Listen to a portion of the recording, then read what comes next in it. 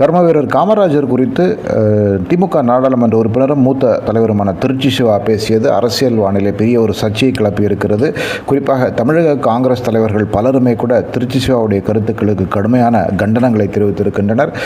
இது மட்டுமல்லாமல் காமராஜர் சம்பந்தப்பட்ட அல்லது அவர் இனம் சம்பந்தப்பட்ட சங்கங்களும் கூட இந்த பிரச்சனையை பெரிதாக்கக்கூடிய சூழ்நிலை உருவாகி இருப்பதாக தெரிகிறது. குறிப்பாக தென் மாவட்டங்களிலே இந்த சங்கங்கள் மிக வலிமை வாய்ந்தவை என்ற சூழ்நிலையிலே இப்பொழுது முதலமைச்சர் மு.க. ஸ்டாலின் எக்ஸ் தளத்திலே ஒரு பதிவேற்றிருக்கிறார். அதிலே மறைந்த தலைவர்களை பற்றி சர்ச்சைக்குரிய கருத்துக்களை யாரும் தெரிவிக்க வேண்டாம் என்றும் அந்த தலைவருடைய மாண்பு பாதுகாக்கப்பட வேண்டும் என்றும் ஒரு எக்ஸ் தளத்திலே பதிவேற்றிருக்கிறார்.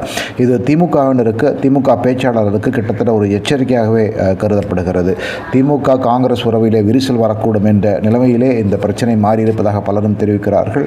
காங்கிரஸ் கட்சி விஜயோடு கூட்டணி வைப்பதற்கு இந்த பிரச்சனை ஒரு முதல் படியாக மாறுமா என்று தெரியவில்லை. பொறுத்திருந்து பார்ப்போம்.